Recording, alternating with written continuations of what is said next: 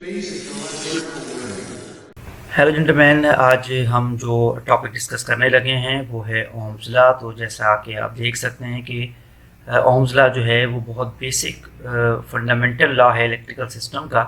तो आज का टॉपिक हमारा होगा रिलेटेड टू ओम्स लॉ। और आज के इस टॉपिक में हमने जो चीज़ें डिस्कस करनी है वो है कि हम कैसे ओम लॉ को इस्तेमाल कर सकते हैं। सबसे पहले हम पढ़ेंगे इसमें कि ओम्स लॉ है क्या। उसके बाद हम इसमें पढ़ेंगे कि कैसे हम वोल्टेज फाइंड आउट कर सकते हैं, कैसे हम करंट फाइंड आउट करेंगे और कैसे हम रेजिस्टेंस फाइंड आउट करेंगे। ओम लॉ ट्रायंगल जो कि आसानी के लिए बनाई गई है, इसका इस्तेमाल भी हम इसमें देखेंगे और कुछ न्यूमेरिकल प्रॉब्लम भी हम इसमें सॉल्व करेंगे। तो चलिए स्टार्ट करते हैं टॉपिक को। जैसा कि हमें पता है कि ओम्स लॉ जो है वो रिलेशनशिप बताता है between voltage, current and resistance, और इसी को हम कहते हैं V is equal to I R, जो कि बहुत वेल नॉन फार्मूला है ओम्स लॉ का। लेकिन एक कन्फ्यूजन है जो नॉर्मली एक जहन में कन्फ्यूजन आती है मैक्सिमम स्टूडेंट्स के, और वो ये है कि voltage directly proportional to current है या current directly proportional to voltage है। तो इन दोनों इक्वेशन में से कोई एक इक्वेशन ठीक है और एक इक्वेशन गलत है।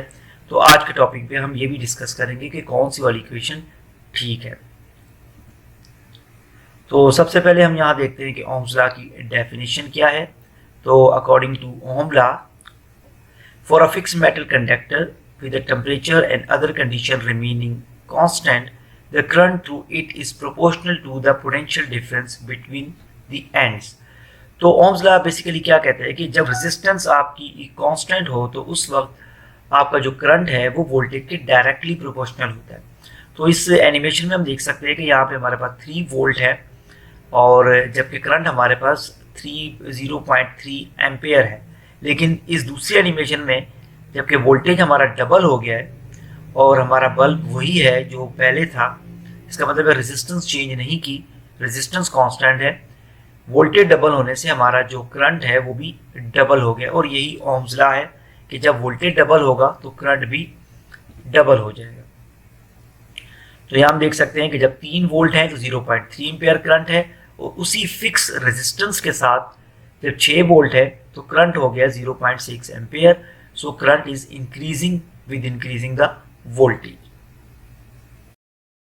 So according to Ohm's law, current is directly proportional to the voltage. Remember, voltage is not directly proportional to the current. So ये actually असल इक्वेशन है कि current is directly proportional to the voltage. So current is equal to, यहाँ पे हम proportionality का sign खत्म करते हैं तो एक वैल्यू लगाते हैं जो कि है G, और ये G क्या है? ये है कंडक्टेंस। कंडक्टेंस क्या है? कंडक्टेंस होती है कि किसी मटेरियल्स में वो एबिलिटी कि वो कितनी आसानी से करंट को कंडक्ट करवाता है, और उसकी डेफिनेशन यहाँ पे आपके पास शो हो रही है कि conductance G is opposite to resistance, tells us about how easy it is for a current to flow through something. So कौन सा मटेरियल कितना ज़्यादा करंट पास करवा सकता है वो उसकी कंडक्टेंस कहलाती है, और ये अपोजिट टू रेजिस्टेंस है। सो रेजिस्टेंस क्या है? Opposition to flow of current, और कंडक्टेंस क्या है? Allow the flow of current. और कंडक्टेंस जो है वो उसका यूनिट क्या है? वो है सीमेंस। और सीमेंस के अलावा एक और यूनिट कंडक्टेंस के लिए यूज होता है, वो है मो, MHO। अगर इसको आप और से देखें तो ये अपोजिट टू ओहम है। तो ओहम को अगर रिवर्स डायरेक्शन में पढ़ा जाए तो ये बनता है मो। तो हम कह सकते हैं कि conductance is opposite to resistance. और हम इसको ऐसे भी लिख सकते हैं कि कंडक्टेंस जो होती है वो होती है 1/r के बराबर। और एज पर ओहम लॉ अगर हम लिखना चाहें तो हम लिख सकते हैं कि जो कंडक्टेंस होती है वो I डिवाइडेड बाय V होती है। तो यहाँ पे इसी को मद्देनजर रखते हुए कि G जो कि कंडक्टेंस है वो 1/r है, तो हम इस फार्मूले में G की जगह 1/r प्लेस करेंगे, क्योंकि इलेक्ट्रिकल टर्म में कंडक्टेंस का इस्तेमाल बहुत कम होता है, मोस्टली रेजिस्टेंस इस्तेमाल होती है। तो इस फार्मूले में हम कंडक्टेंस को रिप्लेस कर देंगे रेजिस्टेंस से। तो अब हमारा फार्मूला बन जाता है I is equal to 1/r V, या हम इसको रीअरेंज करके लिख सकते हैं कि V is equal to IR, और मोस्टली जो हमें ओम्स लॉ नज़र आता है लिखा हुआ वो है V is equal to IR। तो ये जो V is equal to IR बना है वो इसी I directly proportional to V से ही बना है। तो क्विकली याद रखने के लिए, रिफ्रेशर के लिए हम क्या कर सकते हैं कि यहाँ पे एक रिलेशनशिप शो हो रहा है जिसको हम कहते हैं ओम्स लॉ ट्रायंगल, और ओम्स लॉ ट्रायंगल में हम इस ट्रायंगल को यूज करते हैं, और कैसे यूज करते हैं मैं भी बताऊंगा आपको। हम इसे कैसे इस्तेमाल कर सकते हैं कि जब हमें कोई भी इस ट्रायंगल में चीज़ फाइंड आउट करनी हो तो उस चीज़ को हम कवर कर लेंगे। तो अगर हमें वोल्टेज फाइंड आउट करना है तो हम वोल्टेज को कवर कर लेंगे, और रिमेनिंग इक्वेशन जो हमारे पास बचती है वो है I और मल्टीप्लाई बाय R। तो हमारी जो इक्वेशन बन जाएगी इसको कवर करने के बाद V is equal to I R। तो ये I R यहाँ पे बच गया है, तो ये बन जाएगा voltage V is equal to I multiply by R।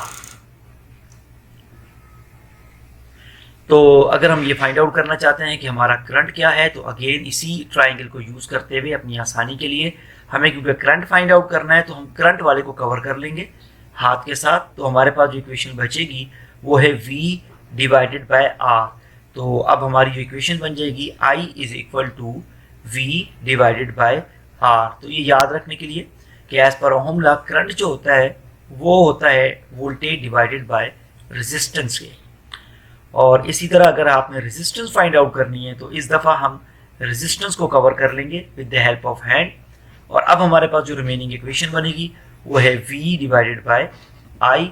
तो ये हमारे पास इक्वेशन बन गई है। तो हम ये कहेंगे कि रेजिस्टेंस जो होगी एज पर ओहम लॉ वो होगी वोल्टेज डिवाइडेड बाय करंट के।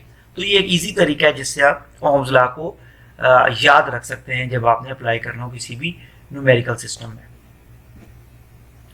तो यहाँ पे कुछ एग्जांपल्स हैं, हम ये एग्जांपल्स भी सॉल्व करेंगे। फॉर एग्जांपल अगर हमारे पास एक सेल है जिसके कुछ वोल्टेज हैं और हम ये फाइंड आउट करना चाहते हैं कि इसके वोल्टेज क्या है, और उसके लिए हमें ये पता है कि एक सर्किट है जिसके अंदर एक रेजिस्टर लगा हुआ है और उस रेजिस्टर की रेजिस्टेंस जो है वो 4 ओम है, जबकि with the help of multimeter हमें जो करंट शो हो रहा है लेट सपोज वो 2 एम्पेयर है।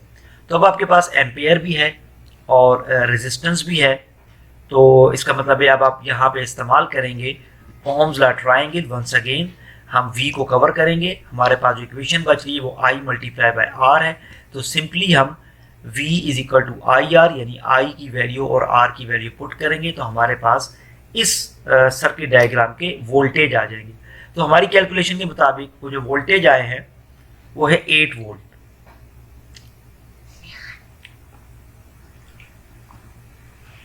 ओके, अब नेक्स्ट हम यहाँ पे क्या कहते हैं कि जब वोल्टेज डबल हो जाए तो करंट पे क्या असर पड़ता है। तो लेट्स सी, अगर यही वोल्टेज जो 8 वोल्ट है वो डबल हो जाए तो एज पर ओहम लॉ जब वोल्टेज डबल होंगे तो हमारा करंट भी डबल हो जाएगा। तो जैसे हमें पता है कि पहले करंट हमारा 2 एम्पेयर था, अब हमारा करंट पहले से डबल हो गया, यानी 4 एम्पेयर हो गया। तो current is directly proportional to the voltage.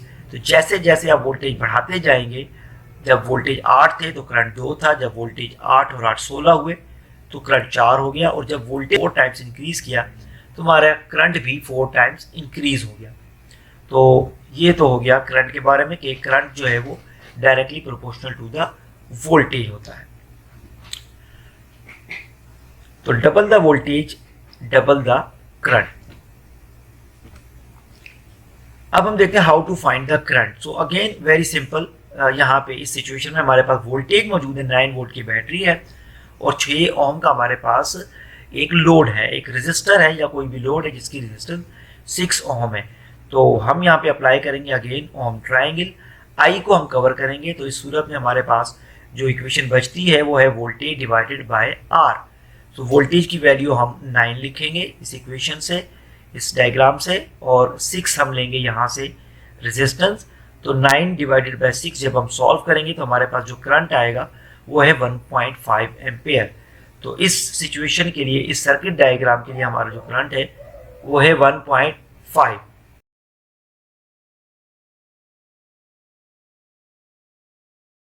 When the resistance is double, the current is become half। तो जब वोल्टेज डबल होता है तो करंट डबल हो जाता है, लेकिन जब रेजिस्टेंस डबल हो जाए तो हमारा जो करंट है वो हाफ हो जाता है। ये याद रखें, रेजिस्टेंस बढ़ाने से हमारा करंट सर्किट में कम हो जाता है। तो double the resistance half the current. More the resistance less the current. तो इस डायग्राम में आप देख सकते हैं कि जैसे जैसे बल्ब कनेक्ट होते जा रहे हैं, रेजिस्टेंस बढ़ती जा रही है, वैसे वैसे हमारा करंट कम होता जा रहा है। तो हम देख सकते हैं पहली सिचुएशन में 1.5, दूसरी में 0.75 एंड तीसरी में 0.5 एम्पियर, जबकि वोल्टेज हमारे 9 वोल्ट 9 वोल्ट 9 वोल्ट सेम है। और दूसरी चीज़ ये है कि जैसे जैसे आपने रेजिस्टेंस बढ़ाई है तो ब्राइटनेस ऑफ द बल्ब जो है वो कम होती जाएगी, क्योंकि हमारा करंट कंटिन्यूसली कम होता जा रहा है। अब अगर आपने रेजिस्टेंस फाइंड आउट करनी है तो सिंपल वही तरीका है। इस दफ़ा हमारे पास 9 वोल्ट की बैटरी है, 0.5 एम्पियर करंट शो हो रहा है और हमें ये फाइंड आउट करना है कि ये जो रजिस्टर लगा है इसकी वैल्यू क्या हो सकती है। तो इस दफ़ा हम अगेन आर के ऊपर कवर करेंगे, उसके बाद अपना फार्मूला बनाएंगे और इस फार्मूले के मुताबिक हमारे पास R is equal to V over I, और वी 9 है, आई हमारे पास 0.5 एम्पेयर है।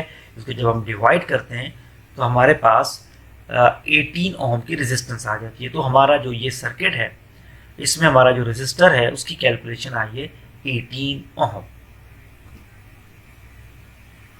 तो current is inversely proportional to the resistance. जैसा कि हमें पता है करंट जो है वो रेजिस्टेंस के इन्वर्सली प्रोपोर्शनल है। तो हम देख सकते हैं कि जब हमने रेजिस्टेंस बढ़ाई, डबल की, तो हमारा जो rate of flow of current है वो कम हो जाता है और हमारा जो शो हो रहा है करंट वो पहले से हाफ हो गया है। तो रेजिस्टेंस बढ़ाने से हमारा करंट जो है वो कम हो जाता है। जब हम रेजिस्टेंस मज़ीद बढ़ाएंगे, 3 टाइम्स हमने जब रेजिस्टेंस बढ़ा दी, बल्ब 3 लगा दिए, तो हमारा करंट पहले से और ज़्यादा कम हो गया। तो जैसे जैसे हम रेजिस्टेंस बढ़ाते जाएंगे हमारा जो करंट है वो कम होता जाएगा। तो ये आप देख सकते हैं ग्राफ में कि हमारी लाइन जो है वो ड्रॉप होती जा रही है जैसे जैसे हम रेजिस्टेंस इंक्रीज करेंगे। तो ये रिलेशन है करंट और रेजिस्टेंस का आपस में। एक प्रॉब्लम है, इस प्रॉब्लम को सॉल्व करते हैं। फॉर एग्जांपल हमारे पास एक बल्ब है जो कि इस वक्त ऑपरेट हो रहा है, जबकि बल्ब के जो करंट फ्लो हो रहा है वो 2.5 एम्पेयर है, जबकि बल्ब की रेजिस्टेंस है वो 4.8 ओम है। तो हमने ये फाइंड आउट करना है कि जो बैटरी लगी हुई है यहाँ पे वो कितने वोल्ट की है। तो सिंपली ओम्स लॉ, V को कवर करेंगे, फार्मूला बन जाएगा V is equal to I R, और उसके बाद हम जब वैल्यू पुट करेंगे कि I हमारे पास 2.5 एम्पेयर है, रेजिस्टेंस हमारे पास 4.8 है, दोनों को मल्टीप्लाई करने से हमारे पास जो वैल्यू आई है वो आई है 12 वोल्ट। तो ये है फर्स्ट प्रॉब्लम। तो इसको आप अपने पास कैलकुलेटर में भी सॉल्व कर सकते हैं। अब हम चलते हैं प्रॉब्लम नंबर 2 पे। प्रॉब्लम नंबर 2 जो है हमारे पास वो एक सॉकेट है जिसमें 240 वोल्ट अवेलेबल है और उसके नतीजे में एक हीटर ऑन है और करंट भी फ्लो कर रहा है, और करंट जो फ्लो कर रहा है वो 6.25 एम्पेयर है, और हमारे पास जो वोल्टेज है वो 240 है। अब हमें ये फाइंड आउट करना है कि ये रेजिस्टर, ये जो हीटर है इस वक्त इसकी रेजिस्टेंस कितनी है। तो again simply with the help of Ohm law R को कवर करेंगे, जो फार्मूला बचेगा वो होगा R is equal to V divided by I, और जब हम V की वैल्यू पुट करेंगे 240 वोल्ट डिवाइडेड बाई 6.25 एम्पेयर, और जब अब इसको हम सॉल्व करेंगे तो हमारे पास जो वैल्यू आई है इस हीटर की रेजिस्टेंस वो है 38.4 ओम। जल्दी से एक तीसरी भी सोल्यूशन कर लेते हैं।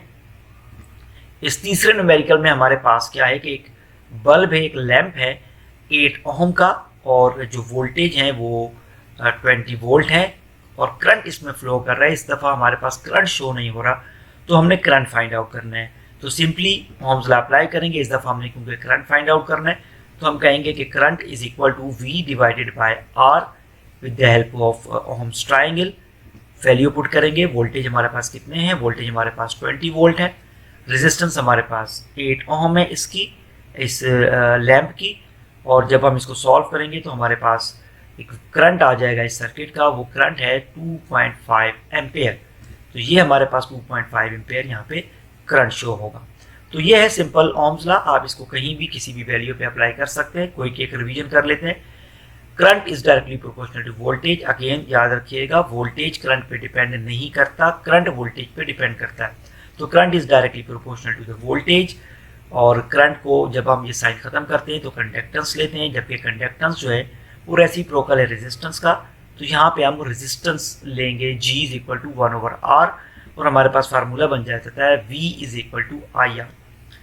ये ओम्स का सिंबल है ओमेगा।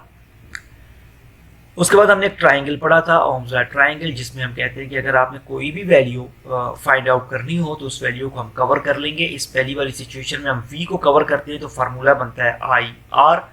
इस दूसरी वाली में जब हम i को कवर करते हैं तो हमारे पास जो रिमेनिंग बचता है वो v डिवाइडेड बाय r।